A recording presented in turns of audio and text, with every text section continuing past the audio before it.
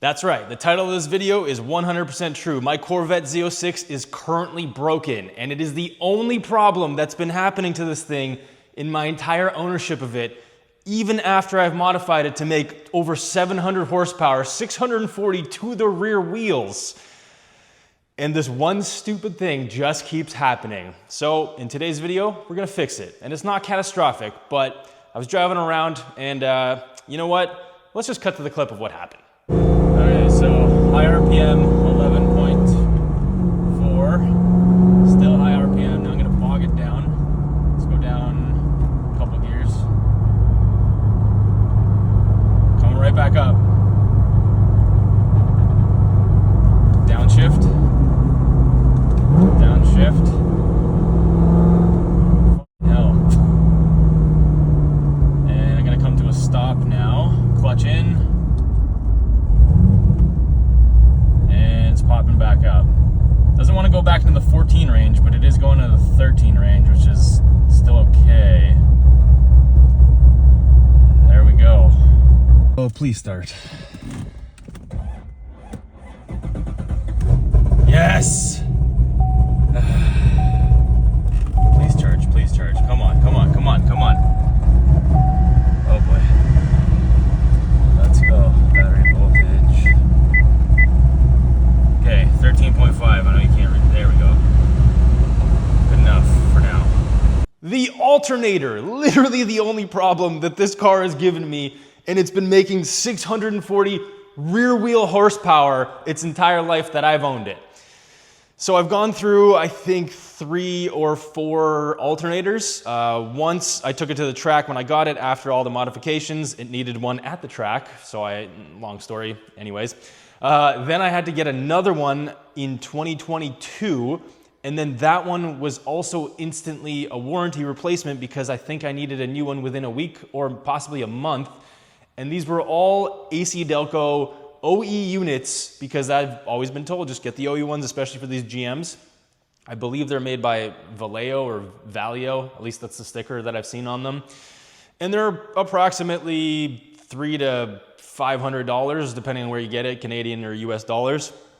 And I'm getting a little tired of replacing those. Some of those have been warranty and some of those haven't. So this time I'm gonna do something a little bit different. But before I actually replace that alternator, I'm gonna lift this thing up and check the starter because I've got an aftermarket starter and, oh, that light just turned off.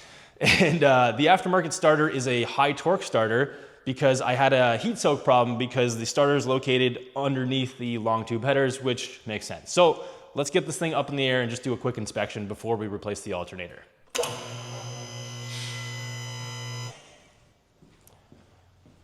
Ugh. Low ceiling problems. Love this lift. So what I'm looking for here. Starter's right here. Got this brand new Amazon light. It's actually super bright. Shout out something actually working from Amazon.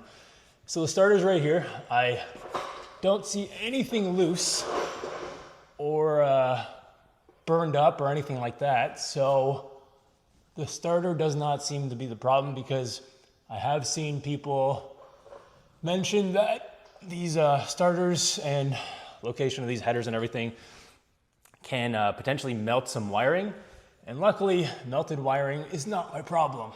So looks like a really easy alternator replacement. So let's get this thing back down and replace the alternator. The first thing we want to do is actually disconnect the battery because we are working on the electrical system.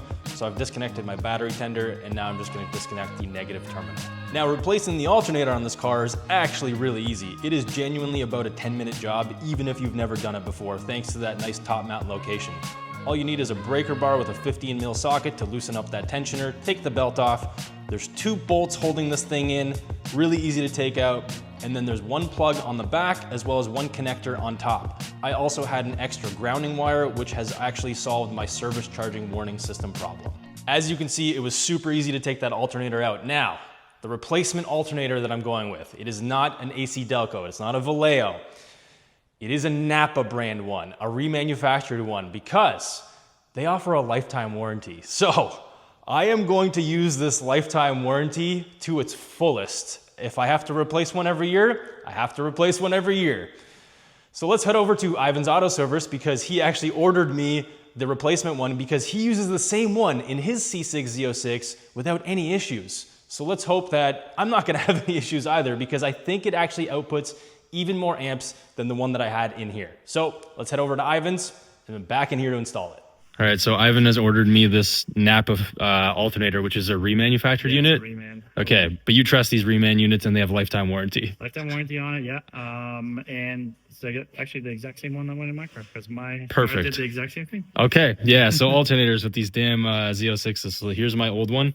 It's literally identical. Everything's the same. And one thing I did notice right away was that this seems to output a slightly higher amperage, so 150 amp, whereas the stock one, I don't think it says, but I know it's 145 or 140. Yeah, 140-ish, I think it was. Yeah. So.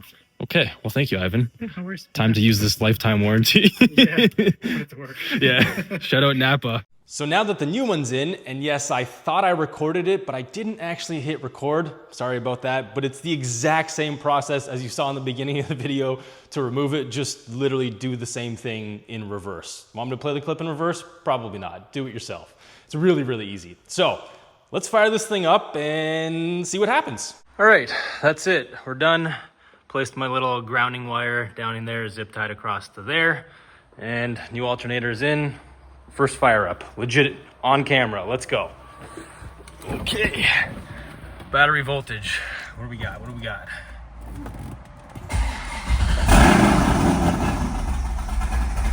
Hell yeah.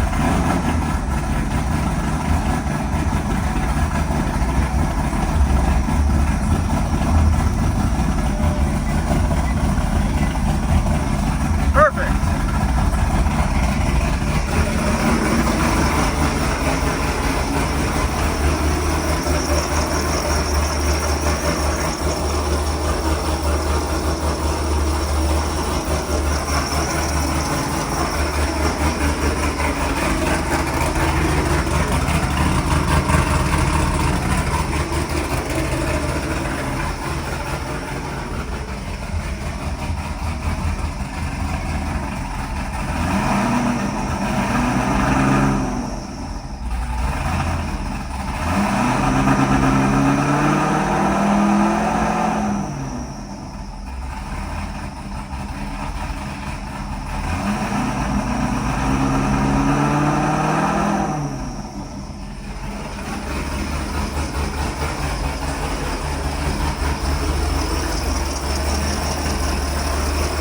Yeah, so it has a little bit of a squeal. Now, I think I know why. I don't think it's actually coming from the alternator itself. I think it's actually coming from the position of the alternator because for the last AC Delco that we had in here, Nigel at Race Ready Garage actually added a little bit of a shim to it to move it forward in its bracket. It was literally just two little washers. I tried to put those washers in. There's not enough clearance on this one, so I think I'd have to shave something, which I don't really want to do right now. If this squeal goes away, I'll let you guys know. Follow me on Instagram. That's the best way to get updates on this because I'm not going to update you guys every time there's a problem with all of these cars. I just wanted to make an update video on this particular issue because it is literally the only issue that I've had with this C6 Z06. The only consistent issue, which is so ridiculous. It's just a little bit annoying, but I just wanted to document that. So the best way to follow me for updates on all this stuff is on Instagram, so follow me there. It's really Jacob, same as my YouTube channel, because I'm not gonna post little updates on the next little thing. Unless it's a major problem, then I'm happy to document that, but every time I have a tiny little issue, I'm not gonna do that. But so far, so good. I'm excited to see how this works out, and if you're thinking about buying a C6 Z06, do it, but just consider you might have some alternator issues. Thanks for watching. See you guys in the next video, and I hope you enjoyed this little video.